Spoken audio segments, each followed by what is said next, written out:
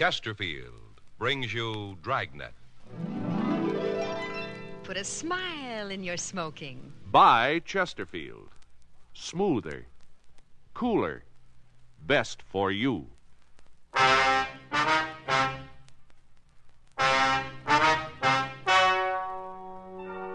Ladies and gentlemen, the story you are about to hear is true.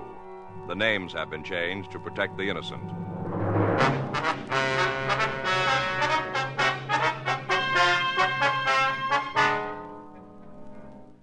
You're a detective sergeant. You're assigned a robbery detail. The owner of a small delicatessen reports that he's been robbed. He says the thief casually walked out of his store and disappeared. Your job? Find him.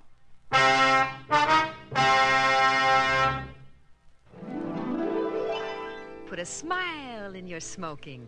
Next time you buy cigarettes, stop. Remember this.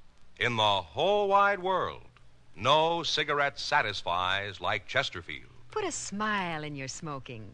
Instantly, you'll smile your approval of Chesterfield's smoothness. So smooth, so satisfying. You want them mild. We make them mild. Mild and mellow, with the smooth and refreshing taste of the right combination of the world's best tobaccos. So next time you buy cigarettes, stop. Start smoking with a smile with Chesterfield. Smiling all the while with Chesterfield. Put a smile in your smoking, just give 'em a try. Light up a Chesterfield, they satisfy.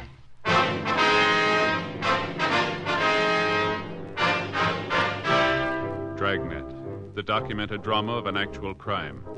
For the next 30 minutes, in cooperation with the Los Angeles Police Department, you will travel step by step on the side of the law through an actual case transcribed from official police files. From beginning to end, from crime to punishment, Dragnet is the story of your police force in action. It was Sunday, October 9th. It was overcast in Los Angeles. We were working the day watch out of robbery detail. My partner's Frank Smith. The boss is Chief of Detectives Thad Brown. My name's Friday. I was on my way back from communications. It was 3:48 p.m. when I got to room 27A. Robbery. I got it. Robbery, Friday. Yeah, just a second. Give me that pad, man. Yeah. All right, go ahead, please. All right, I have it. What happened? How long ago? All right. Right away. Thank you. Guy came into a delicatessen over on Sunset. Took out a pretty big order. Yeah? Sack full of money. 4:15 p.m. Frank and I drove out to a small combination delicatessen and grocery on the corner of Sunset and 3rd. The owner of the store, Mr. Paul Claypool, told us that the robbery had taken place approximately 20 minutes earlier. He said that the patrol car officer who had answered his call had left to make an immediate search for the suspect. Gave a real good description, I did. Yes, sir, you said that. Kept my wits about me. All the time that young hoodlum was in the store, I was studying him. Didn't let him catch on, of course, but I was making mental notes. I wonder if you'd tell us just what happened, Mr. Claypool. How's that? Well, we'd like to hear about the robbery right from the beginning. Oh, checking up on me, huh? Sir? Making sure I give you the same story I gave that other cop. Oh, no, sir, that's not the idea. I told him everything there was to tell. Well, we'd like to hear it, too, that's all. You ain't going to hear nothing different from what he did. Well, would you tell us anyway? Well, if that's how you want it. This here crook fella came walking into my store, big as life. That's how it begun. Mm-hmm. That was about 20 minutes ago, was it? Oh, it might be 21 or 2, but now it depends on how long you've been talking to me. Yes, sir. What did he say when he came in? Bandit fella? That's right. Nothing. What? Nothing. That's what he said. Not a single solitary word. I see. Didn't even open his mouth. Just handed me an envelope. Yeah? Sealed it was. Sealed up shut. Mm-hmm. Go ahead. Struck me as being kind of peculiar. What do you mean? Well, lots of my customers bring in lists of things they're supposed to buy. They don't seal them in no envelope, though. I see. My instinct sure was right. It wasn't no grocery list. It was far from it. Is that so? Note inside. Hand-printed it was. I see. Want to know what it said? Well, that would be nice, yes, sir. Take all of the money out of the cash register, put it in a paper bag, and hand it over. Uh-huh. That wasn't all. You want to hear the rest? If you would, please. Don't do any talking. Don't try to stop me. If you do, I'll kill you. That was the end of it. Do you still have this note, Mr. Claypool? Right over there. It's laying on the register. Wonder if we could see it, please. Well, that's up to you, I guess. Other cops said I wasn't to handle it on account of fingerprints. Well, we'll try to be careful with it. Help yourself. Ain't my place to take no chances on destroying valuable evidence. Yes, sir. Well, had it right, didn't it? Word for word. Yes, sir, you sure did. After you read this note, what'd you do, Mr. Claypool? I done just what it said. You gave him the money from the register? That's right. Put in a paper bag, a number 8. What's that, sir? 8. That was the size of the bag. Oh. How much money did you give him? All there was, a neighborhood of $50. Most of it in bills? Most, I'd say. A couple of 10s, 3 or 4 5s, some 1s. Rest was change. All right. What happened next? Fella took the bag, kind of grinned, and walked out. Looked real pleased with himself. Did you see where he went? Left the store. Yes, sir. I mean, after that. Turned down the street. Did you get into a car? I didn't see none. You didn't try to follow him? Nope. I didn't aim to stick out my neck none. Figured that was up to you fellas. That's right. Now, Mr. Claypool, do you know if the robber had a gun? Must have. Did you see it? Nope. But that there note said he'd kill me if I gave him any trouble. Yes, sir. Must have had a gun if he aimed to kill me. Well, stands to reason. Yes, sir. Was there anybody else in here when he came in? Just me. I don't do much business this time of the afternoon, and not on Sunday. I don't. Had you ever seen this man before? Nope, not that I recollect. I wonder if you could describe him for us. Oh, sure. I told you I gave him a real good once-over. Yes, sir. First off, he's a young fella, right around 20, I'd say. Mm-hmm. Husky, about 5'10", maybe weighs 170. Not fat, you understand. He's just husky. Mm-hmm. Well, what about his coloring? Well, I'm coming to that. Yes, sir. Brown hair, medium brown. Kind of gray eyes, medium complexion. Any marks or scars? No. How was he dressed? Pants, dark-colored, serge, more than likely. Blue serge. They looked like they was part of a suit. Mm-hmm. Couldn't see his shirt. He had on a sweater, yellowish, with one of them collars that chokes you. What's that? Fits all around your neck, you see, like so. See? Turtleneck sweater? Oh, is that what you call it? Yes, sir. Turtleneck, huh? Well, that's a right good name. That's just what it looks like. Turtle poking out his neck. Yes, sir. Is there anything else you can tell us about this man? What have you got in mind? Well, Mr. Claypool, anything that would help us identify him. Well, sir, he acted real funny, almost like he didn't know what he was doing. Oh? Kind of looked at me funny, too. Don't know how to put it into words exactly. Yes, sir. Wonder if you'd come down to City Hall for a few minutes, Mr. Claypool. City Hall? Yes, sir. We'd like to show you some mug shots, see if you can make an identification for us. Well, that'd mean closing up the store. Well, it won't take very long. Well, I guess it'll help catch this fellow. We'd appreciate it. Oh, excuse me. Yes, sir.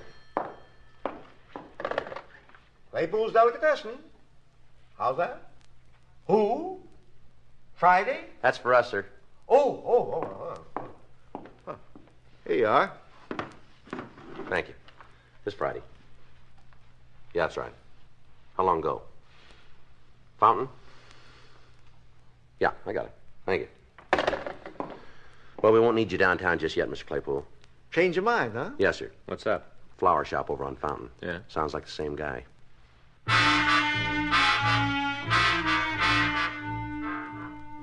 Frank and I told Mr. Claypool we'd check with him later. We left the delicatessen and drove out to the Pringer Flora shop on Fountain and Selma. 4:42 p.m., we talked to the victim, Miss Norma Devereaux. She seemed to be extremely agitated. She told us that a man had walked into the store about 4:30 and gave her a sealed envelope. She showed us the note the envelope had contained, and it appeared to be a duplicate of the note Mr. Claypool had been given. Did this man say anything to you, Miss Devereaux? I don't remember. I don't think so. Well, did you say anything to him? Oh, I was too scared. Yes, ma'am. How much money did he take? Well, I gave him all there was, everything in the register. I see, but about how much would you say? I'm not sure. You see, I don't work here. I was just helping out. Mm-hmm. The store belongs to my sister and brother-in-law. I see. They wanted to take their children for a ride this afternoon, so I said I'd look after the shop. Yes, ma'am. Oh, I never should have offered. I might have known something like this would happen.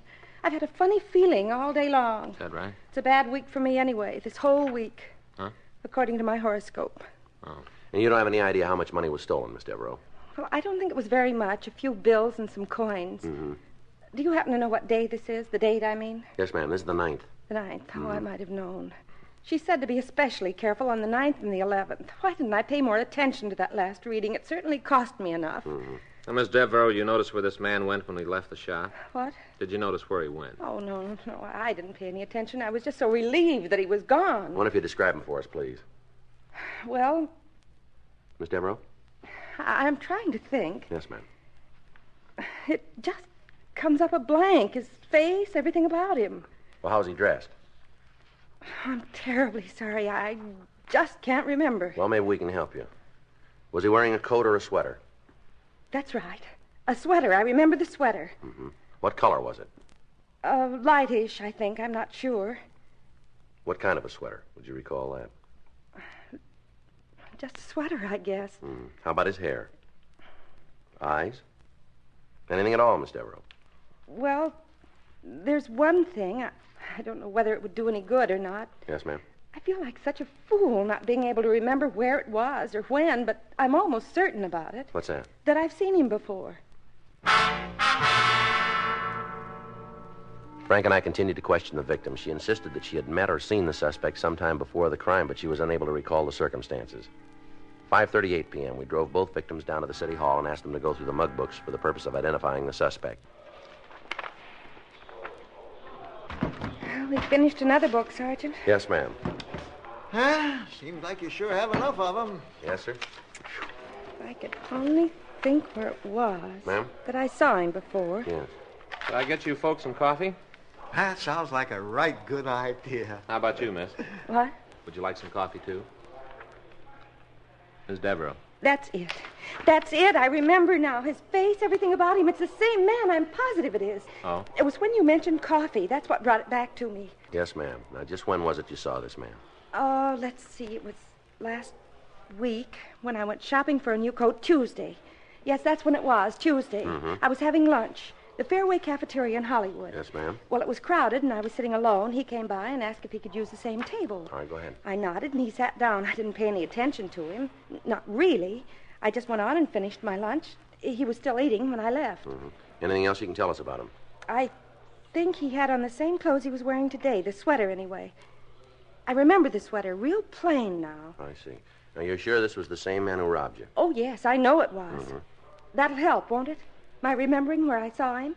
Well, it might. I'll bet he eats there all the time, at that same cafeteria. Yes, ma'am. We'll check on that. Oh, he does. I just feel certain of it. You'll see, Sergeant. It was fate that made me go into that restaurant, and it was fate that made him sit at my table. Yes, ma'am. It was all part of a big plan. Our meeting like that, and then him robbing me today. It was all part of a big plan so that you could catch him. Yes, that's right. And you will catch him. Don't you worry about that. You'll catch him. Fate's against him. Well, that makes us even then, doesn't it? What? So are we. Now that she remembered seeing the suspect before, Miss Devereaux confirmed Paul Claypool's description. We asked the victims to continue going through the mug books. They were unable to come up with an identification. 6:31 p.m., Frank and I drove them home, and we went off duty. The next day, October 10th, 10:05 a.m., we interviewed the day cashiers at the Fairway Cafeteria. They couldn't recall any specific customer who answered the suspect's description. 11:46 a.m., we went back to the office. Robbery Friday. Yeah, Larry. Mm-hmm. Well, thanks anyway. Right. Sloan. Yeah? Says he can't give us a lead from the way those notes were printed. Oh? Well, how about an early lunch today, huh? It's all right with me. Where do you want to go? Well, I don't care. How about you? Doesn't make any difference to me. Well, suggest someplace. No, I told you it doesn't make any difference. Well, I don't know why it always has to be up to me, Joe. Hmm? Where we eat. Why don't you decide once in a while? All right, fine. Let's go to that new Chinese place on Broadway. For lunch? Well, why not? Well, you don't want Chinese food for lunch, Joe. I don't. Of course not. Well, what do you got in mind? I might have known. Hmm? I'd end up making the choice. Sure is a problem, isn't it? Well, it gets kind of monotonous, that's all, buddy. Well, it's tough. Say, Yeah, something we can do for you? is this here where you the guys that handle robberies? Yeah, that's right. Like them two yesterday? Which two? Grocery store and flower shop? You know something about them, do you? Yeah, I know something. Well, just what is it? Who robbed them? I know who it was. Yeah. Well, I guess it was me.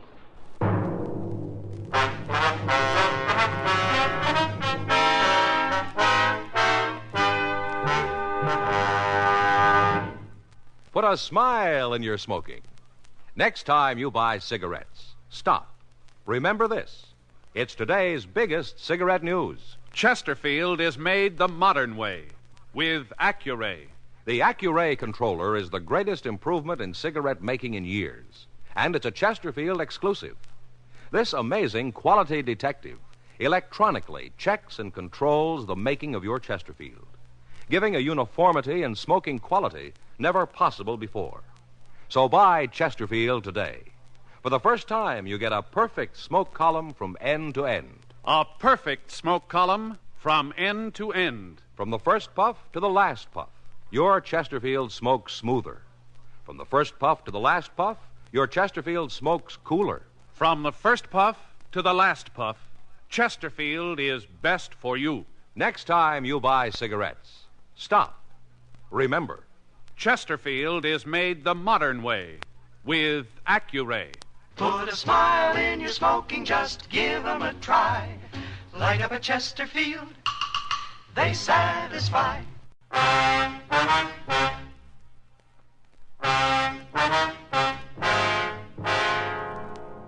The man who had come into the office answered the description we'd received from the victims. He was in his early 20s, stocky build, about 5'10", brown hair and gray eyes. He was wearing dark blue trousers and a yellow turtleneck sweater.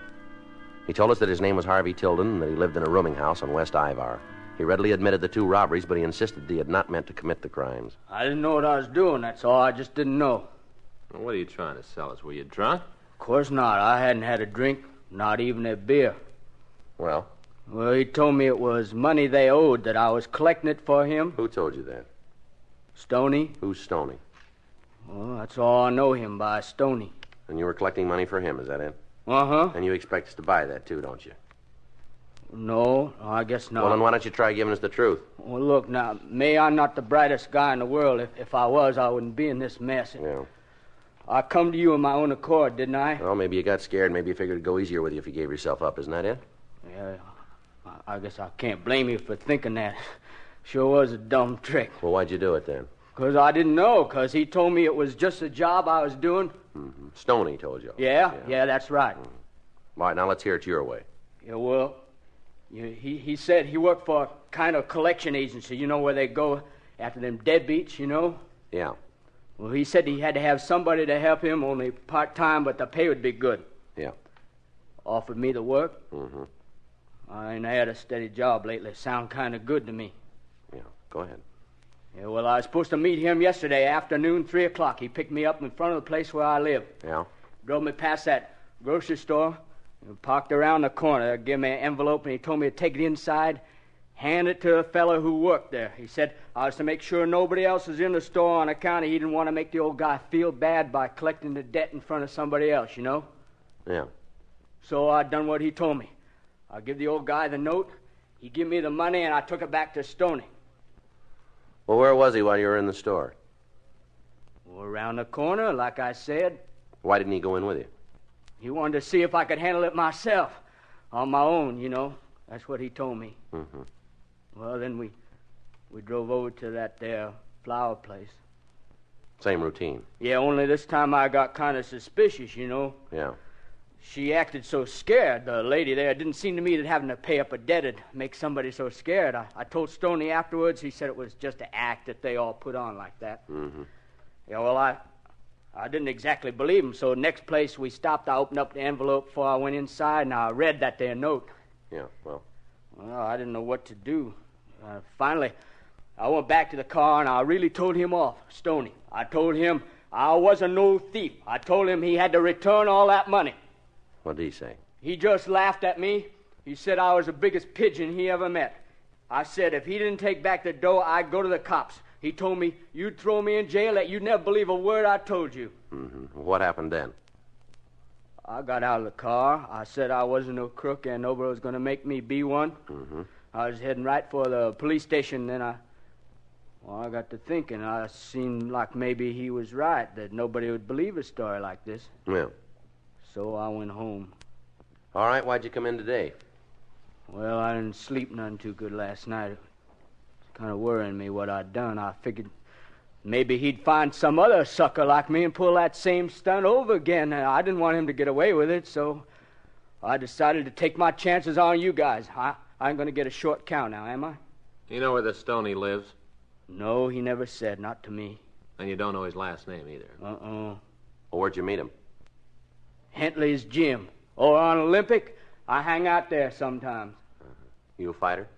Oh, I had some bouts, yeah. Mm-hmm. Well, how'd you and Stoney get acquainted? Oh, I don't know. We just started talking one day last week. He come in for a steam bath, and afterwards we were both watching some of the guys work out. I see. He was there again on Saturday. That's when he offered me this job. Mm-hmm. What kind of a car does he drive? Chevy? Sedan? No, coupe, hardtop, last year's model. You know the license? No, I don't pay no attention. Mm-hmm. It wouldn't matter if I did. I ain't much at remembering things. Yeah. Can you tell us what Stoney looks like? Yeah, why, he's a big fella, sharp dresser. How old is he? 35, maybe 40. Mm-hmm. What color's his hair? Sort of red. Anything else? Scars, anything like that? No. That's the whole story, huh? Yeah. You didn't know you were robbing those stores? You didn't have any idea? Honest, I didn't. Sounds crazy, don't it? Yeah, it does. Joe, talk to you for a minute. Yeah. You wait right there, Tilden. Yeah, okay. You must think we're pretty dumb, expecting us to fall for a line like that. Yeah. What's he take us for? I don't know. Couldn't be true, not a word of it. Yeah. Heck of it is. Yeah. Such a darn fool story, Joe. I just can't help believing him. Well, move over. So do I. Frank and I continued to interrogate the suspect. He maintained his innocence, and we were unable to shake him.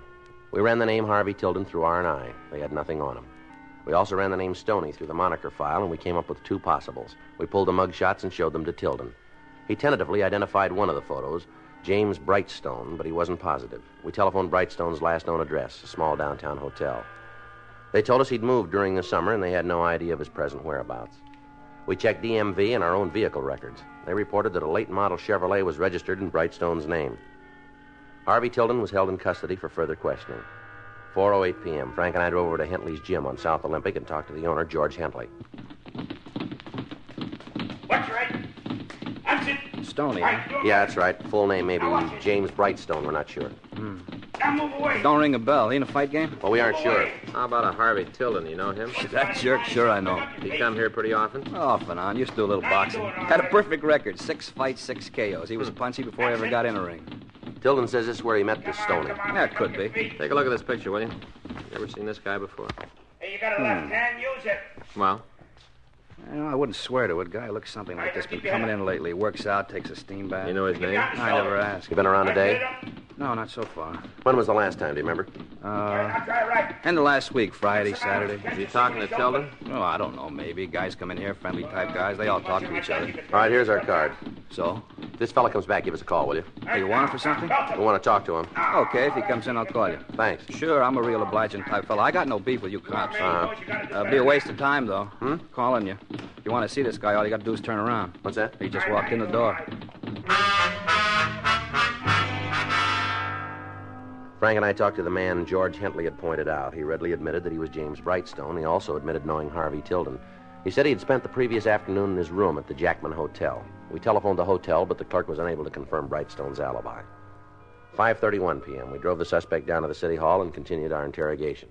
Look, why don't you guys just tell me what it is you want to know, spell it out in real big letters, and I'll give you the answer, same size. Where were you yesterday afternoon? Thought we already covered that. Let's go over it again. Okay, boys, I was in my hotel room. Well, the clerk doesn't back you up. Well, does he say I wasn't there? When was the last time you saw Harvey Tilden? Saturday over at the gym. Not yesterday, huh? Gym isn't open on Sundays. You know where Tilden lives? Nope. You picked him up at his rooming house yesterday, didn't you? Why would I be picking a crumb up like that? Did you offer Tilden a job? Oh, that's pretty funny. What's the joke? I ain't got a job myself. Did you ever take Tilden for a drive? Boys, I'm telling you, the only place I ever seen the guy is Hentley's gym. Yeah. He knows what kind of a car you got. Oh? Make and model. Well, maybe he's seen me in it. I didn't see him. Mm-hmm. Now, look, this Tilden fella, he's a screwball. He don't even know what time it is. Whatever he told you, you can forget it. Well, there are a couple of things we can't forget. Yeah? Tilden says you put him up to robbing 2 stores yesterday. Are you kidding? He says you hired him to work for you to collect some past due bills. Boy, this kid is really off his rocker, isn't he? Maybe. Where was I supposed to be while he was doing me these favors? Outside in your car waiting for him. Go on, boys. You interest me. Well, that's about it. And you'd pick up a guy in a phony story like that? Hey, look, I'm getting out of here. Tilden ain't the only guy who's nuts. Sit down, Brightstone. All right, you jokers, prove any part of it. We're going to try to. I'd like to know how. We got a team out right now checking the neighborhood of both robberies. If anybody saw your car around those stores yesterday afternoon, you got trouble. I got news for you guys. It don't matter where I was yesterday. You can't tie me into these jobs. We'll see. Matter of fact, I'll give you a hand. I might have been driving around those stores yesterday. Is that right? Yeah, come to think of it, I went for a ride along about 2 o'clock. Slipped my mind before. Sure. Not that I know where Tilden pulled his heist. You don't, though? Sure, of course not. Then what makes you think you were in the vicinity? Well, I'm not saying I was. I'm saying I might have been. Yeah. Just where were you? Who knows? It took me a real long drive. What time did you leave your hotel? 2 o'clock, maybe? What time did you get back? Later. How much later? All right. I tell you what, I'm going to give you guys a break. Good. Now, I know you can keep this up for 72 hours, and I got more important things to do, so let's get it over with, okay? That's entirely up to you. Okay. Tilden was giving it to you square. He was just a pigeon. Dumbest pigeon I ever ran into. Yeah, go ahead. Well, that's it. You got it now. What are you going to do about it? What do you think? Oh, if you're smart, you're going to turn me loose. Mm-hmm. Yeah, look, let me give you a little advice, free. So Tilden was a fall guy, all right? I admit it to you guys. Yeah. But to nobody else. Anybody else asks me, I deny it, the whole thing. So you might as well play smart. You figure on sticking me with this rap, you got to have a signed confession. I ain't going to give it to you. Well, now maybe we won't need it. Boy, you got the biggest rocks in your head. Tilden was in those stores, I wasn't. He took the money, I didn't. You go into court, you come out looking dumber than he does. Mm-hmm. It's my word against his. You think anybody in their right mind is going to believe this boy? You think he'd stand a chance of convincing the jury? Well, he might. Fat chance. He convinced us.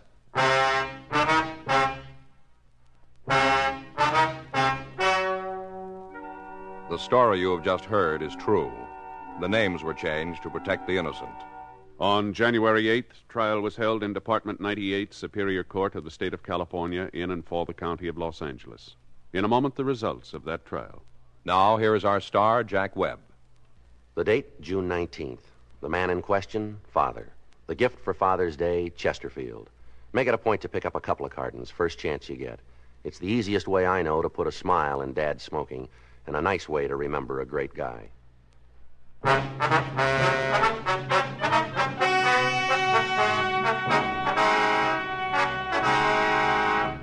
The district attorney failed to issue a complaint against Harvey Tilden. James Hill Brightstone was tried and convicted of robbery in the second degree, 2 counts. Robbery in the second degree is punishable by imprisonment in the state prison for not less than 1 year.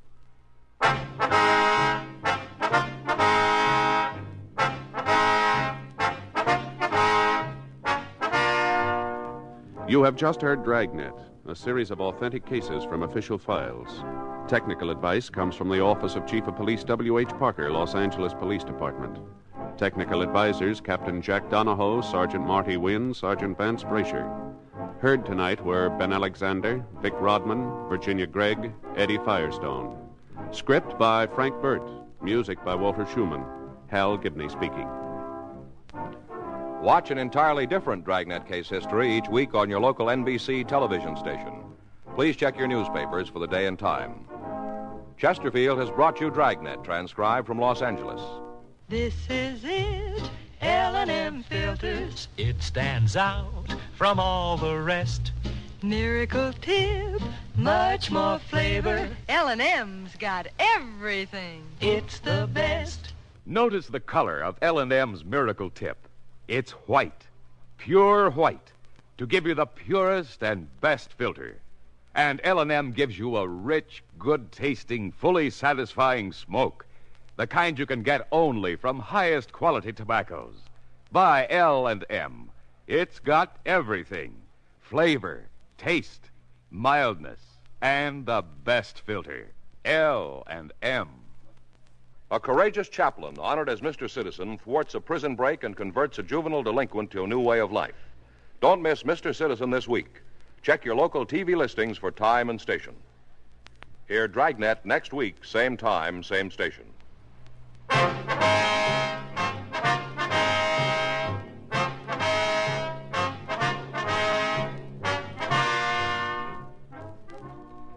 Hear Biography in Sound on the NBC Radio Network.